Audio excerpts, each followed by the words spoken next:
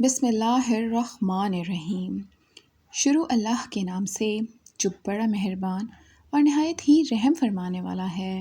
ساتھیوں، حضرت عائشہ صدیقہ رضی اللہ تعالیٰ عنہ فرماتی ہیں کہ آپ صلی اللہ علیہ وآلہ وسلم کے وصال سے کچھ لمحات قبل ہمارے پیارے آقا اماں عائشہ کے سینے پہ ٹیک لگا کے بیٹھے ہوتے ہیں۔ آپ صلی اللہ علیہ وآلہ وسلم کو موت کی سختی نے بڑی بری طرح اپنی لپیٹ میں لیا ہوا ہوتا ہے۔ وہ ٹھیک سے بات بھی کرنے کے قابل نہیں ہوتے۔ حضرت عائشہ فرماتی ہیں کہ نبی کریم صلی اللہ علیہ وآلہ وسلم ان کے سینے پہ ٹیک لگائے اپنا ہاتھ آسمان کی طرف بلند کر کے فرماتے ہیں کہ مجھے وہ اعلیٰ اور عمدہ رفاقت پسند ہے۔ حضور صلی اللہ علیہ وآلہ وسلم کا آسمان کی طرف اشارہ دیکھ کے اماں عائشہ سمجھ جاتی ہیں کہ نبی کریم نے آخرت کو چن لیا ہے۔ تھوڑی ہی دیر بعد جب جبرائیل علیہ السلام حضور کی خدمت میں حاضر ہو کر عرض کرتے ہیں کہ یا رسول اللہ، ملک الموت دروازے پر کھڑے ہیں اور آپ صلی اللہ علیہ وآلہ وسلم کی اجازت چاہتے ہیں۔ ساتھیوں، سوچیے کہ ہمارے نبی جیسی ہستی کے لیے ملک الموت کو بھی اجازت کی ضرورت ہے۔ سبحان اللہ۔ حضرت جبرائیل علیہ السلام اپنی بات جاری کرتے ہوئے کہتے ہیں کہ حضور پاک صلی اللہ علیہ وآلہ وسلم آج سے پہلے ملک الموت نے کبھی بھی کسی کی بھی اجازت طلب نہیں کی۔ اگر آپ اجازت دیں گے تو ملک الموت آپ کے حجرے میں داخل ہوں گے۔ ساتھیوں، آپ صلی اللہ علیہ وآلہ وسلم کی اجازت دینے کے بعد ملک الموت آپ کے حجرے میں داخل ہو کر آپ سے بولتے ہیں کہ اے رسول خدا، مجھے اللہ نے آپ کی چاہت جانے کے لیے بھیجا ہے۔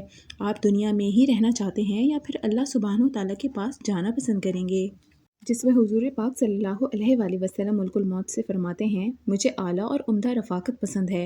حضور کی یہ بات سن کر ملک الموت سمجھ جاتے ہیں کہ آپ نے اجازت دے دی ہے، اور پھر ملک الموت حضرت عائشہ صدیقہ رضی اللہ تعالیٰ عنہ کی موجودگی میں آپ کے پاس جا کر تھوڑی بلند آواز میں کہتے ہیں کہ اے پاکیزہ روح، اے محمد بن عبداللہ کی روح، اللہ کی رضا اور خوشنودی کی طرف واپس روانہ ہو جاؤ۔ دوستوں، حضور پاک صلی اللہ علیہ وآلہ وسلم کی روح سے ملک الموت کہتے ہیں کہ اس پروردگار کی طرف روانہ ہو جاؤ جو کہ غضبناک نہیں، راضی ہو جانے والا ہے۔ اللہ اکبر۔ حضرت عائشہ رضی اللہ تعالیٰ عنہ فرماتی ہیں کہ ملک الموت کے یہ کہنے کے بعد آپ صلی اللہ علیہ وآلہ وسلم کا سر مبارک میرے سینے پہ بھاری ہو گیا اور آپ صلی اللہ علیہ وآلہ وسلم کا ہاتھ مبارک نیچے کی طرف گر گیا۔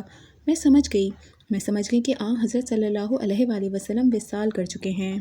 پھر میں اپنے حجرے سے نکل کر مسجد کی طرف گئی اور دروازہ کھول کر رسول پاک صلی اللہ علیہ وآلہ وسلم کے وصال کا سب کو بتایا، جس کے بعد مسجد میں آہوں اور نالوں کی آوازیں آنے لگی۔ سب غم کی حالت سے نڈھال ہونے لگے۔ جو جہاں کھڑا تھا وہیں سکتے کی حالت میں بیٹھ گیا۔ کسی میں بھی ہلنے کی ہمت و طاقت باقی نہ رہی۔ حضرت عثمان بن عفان معصوم بچوں کی طرح اپنے ہاتھ ملنے لگے۔ یہ غمزدہ خبر سن کر حضرت عمر رضی اللہ تعالیٰ عنہ اپنی تلوار بلند کر کے فرماتے ہیں کہ خبردار، اگر کسی نے یہ کہا کہ آپ صلی اللہ علیہ وآلہ وسلم وفات پا گئے ہیں، میں اس کی گردن اڑا دوں گا، کیونکہ میرے آقا اللہ سے ملاقات کرنے گئے ہیں، وہ لوٹ کر آئیں گے، بہت جلد لوٹ کر آئیں گے۔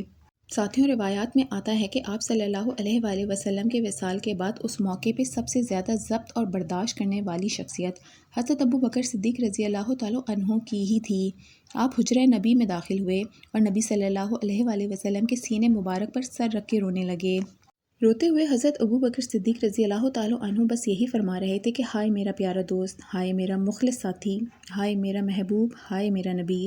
حضرت ابو بکر صدیق نے پھر اپنے آپ کو سنبھالتے ہوئے نبی پاک صلی اللہ علیہ وآلہ وسلم کے سر پہ بوسہ دیا اور فرمانے لگے کہ اے میرے محبوب دوست، تم اس دنیا میں پاکیزہ آئے تھے، پاکیزہ ہی جیے اور پاکیزہ ہی اس دنیا سے رخصت ہو گئے۔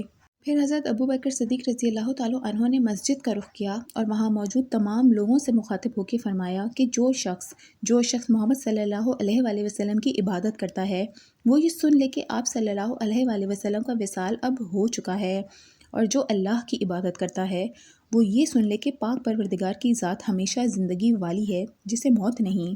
دوستوں، حضرت ابو بکر صدیق رضی اللہ تعالیٰ عنہ کی یہ بات سن کر سیدنا عمر رضی اللہ تعالیٰ عنہ کے ہاتھ سے تلوار گر گئی۔ شدید غم کی اور تکلیف کی حالت میں آپ صلی اللہ علیہ وآلہ وسلم کی بلا آخر تدفین کر دی گئی۔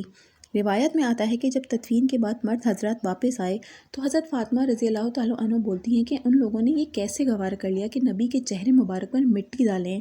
یہ بول کر حضرت فاطمہ زاروں قطار رونے لگ جاتی ہیں اور روتے روتے فرماتی ہیں کہ ہائے میرے پیارے بابا جان، اپنے رب کے کہنے پر چل دیے اور جنت الفردوس میں اپنے ٹھکانے کو پہنچ گئے۔ ساتھیوں، آئے ہم سب مل کے ہمارے پیارے آقا نبی پاک صلی اللہ علیہ وآلہ وسلم کی پاک ذات پر ایک بار درود پاک کا نذرانہ پیش کرتے ہیں۔ آپ کو ہماری یہ ویڈیو کیسی لگی ہمیں کامنٹ سیکشن میں ضرور بتائیے گا، اور اگر ابھی تک آپ نے ہمارے چینل کو سبسکرائب نہیں کیا تو اسے سبسکرائب کر کے ہم سب کے دینی سفر میں ہمارا ساتھ دیجیے۔